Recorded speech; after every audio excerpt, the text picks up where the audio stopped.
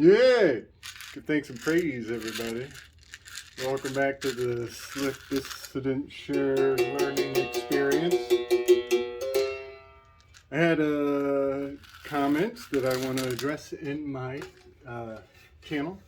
It's a great comment. I appreciate it greatly. I talk about gesticulation a lot. I think I was talking about gesticulation when the comment was addressed. Somebody mentioned that I had made the devil horns with my hands when I did my little hand snaps that I don't even think about. But it went a little something like that. And I just want to be sure everybody realizes that those are devil horns.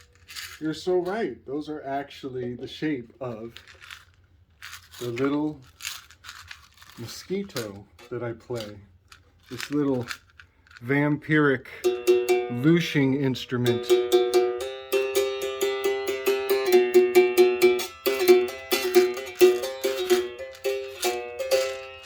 So when I do my hand jive on the camera, you should all go do banishing rituals and pray to the Lord, because the devil has spoken. The buzz of Beelzebub has attacked. And I want all of you to shake in your little britches is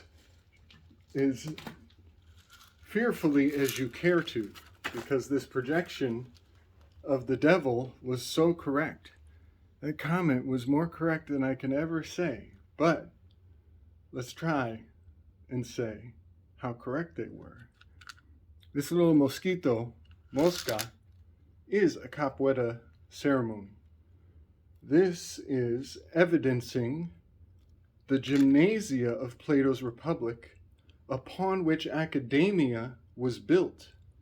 And the language of Plato's Republic is infused into the devilish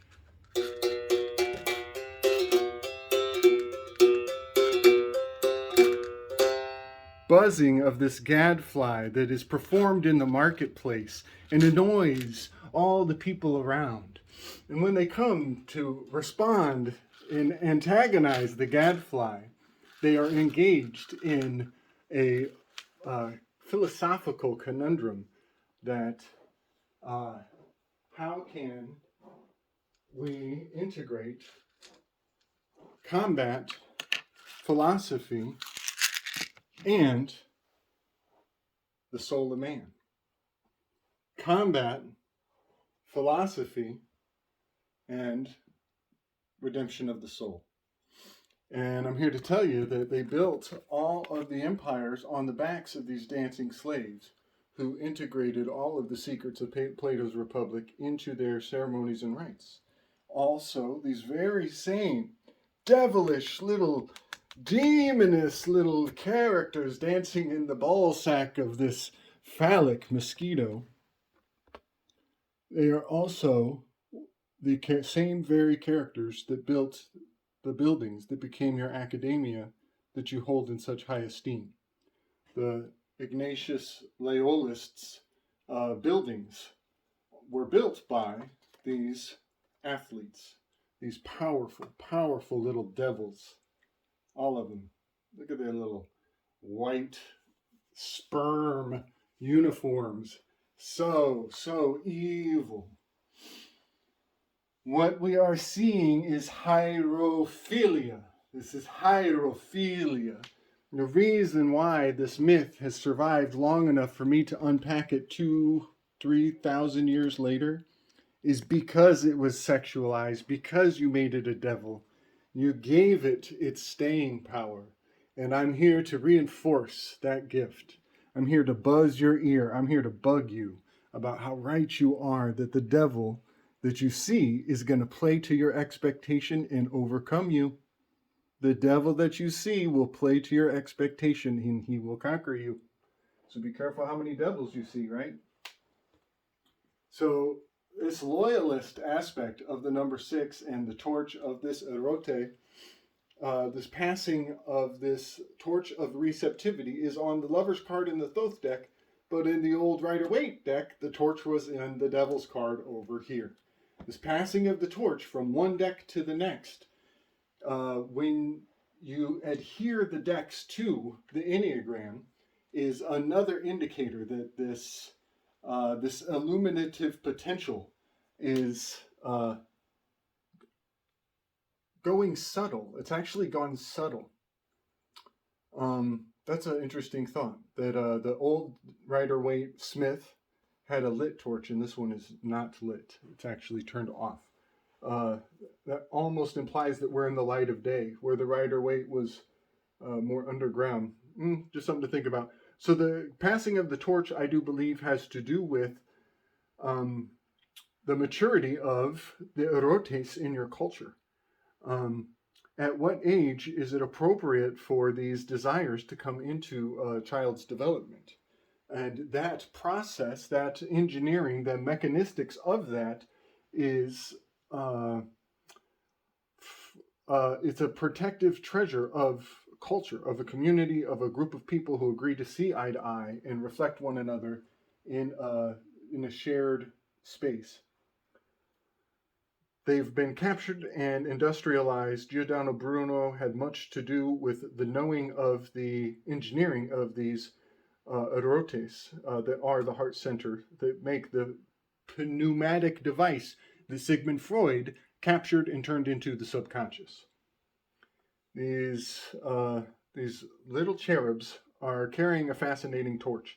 This torch of receptivity is it's such a gem and a treasure, but it's going to be on our radar with the Olympics. This torch is coming on the scene again, and the torch is a fascinating symbol. It's not just a symbol. The sound, the words, torque is a token. It's to take, to be receptive, to agree to a uniform commercial code. And the fact that this Olympics is taking place in Paris, where a specific erote is immortalized on a vase, speaking in the ear of Paris before the fall of Troy, during the fall of Troy. That erote, his name was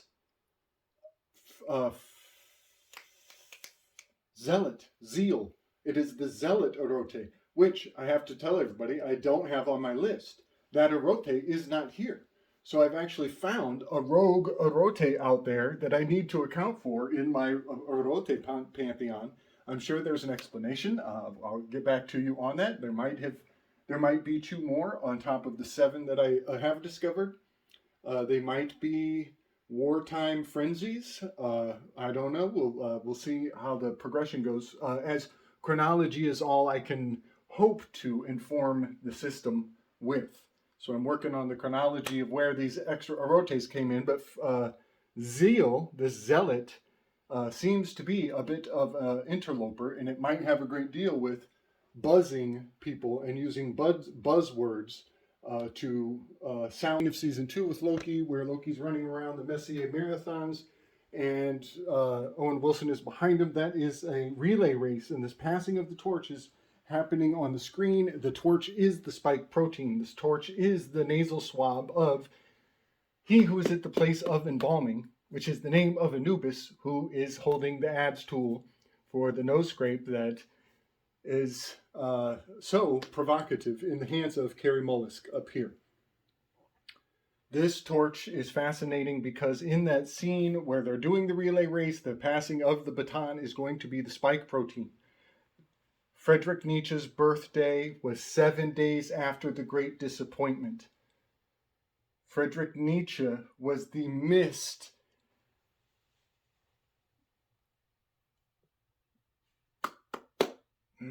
Messiah.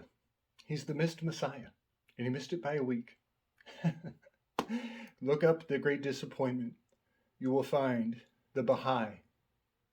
We also have a strong relationship to Thomas Aquinas and the Order of the Scapula and the Opus Dei.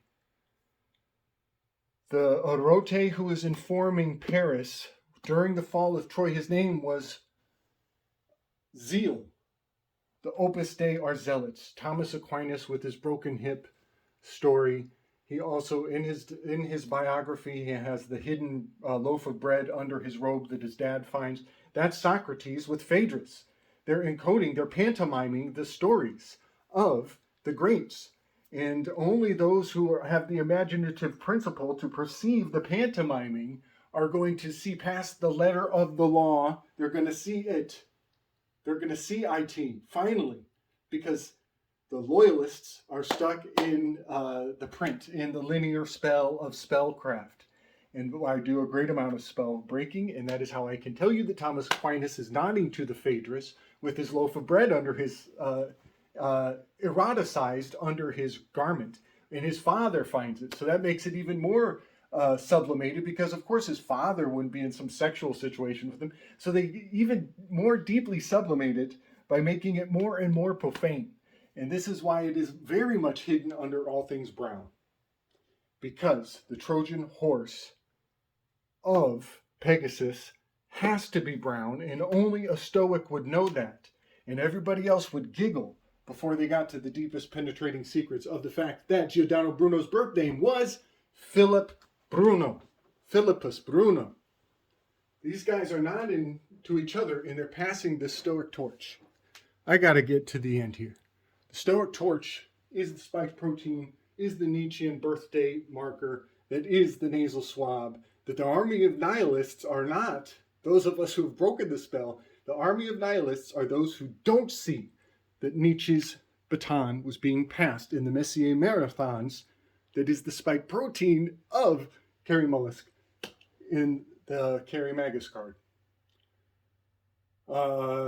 Giordano Bruno, Lover's card. Thomas Aquinas, hardcore hits on this Hierophant card. The Krupp family crest. The Hierophant is giving the Typhon, the two fingers. Typhus took one of Crowley's kids. It's so profound how much is right here. I got to close this off though. I want to end with Bronze Age mindset. Bronze Age mindset is a complete military-industrial complex campaign that personage is shedding articles to don a false persona, to become gratuitously vulgar, intentionally, with a very sophisticated Bruce Bammer mindset. This was inseminated into us as children with the Flintstones. Bam Bam has grown up. He is now the Incredible Hulk. The Incredible Hulk went on retreat. He goes on retreat, and then the She-Hulk comes forward, so the Animus integrates. The She-Hulk series was a total flop, but all of that goes under the rug, even more subliminated, even more. The more it's turned away, just like in Nietzschean Skywalker, the more it flops, the more you facepalm, the more shamefully repulsive it is, the more it is sublimated into these little erotes. They love that shame. They love that shamir. They love those shadows. So be careful when you see the giddiness of the shadows and the buoyancy of that inner child.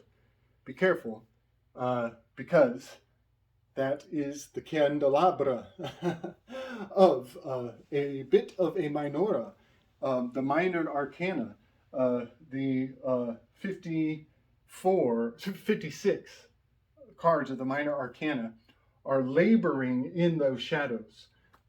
So we'll get to that in the next one, because I found the Fool card. I found the minor arcana being pulled out of his analytic flower under his tuchus. And there's a huge weave coming forward. More on that to come. So thanks for hanging in there with me. All right, give thanks and praise. Thanks for hanging in there with me. Next on the Slick Dissonant Shared Learning Experience, we're going to talk about the raccoon.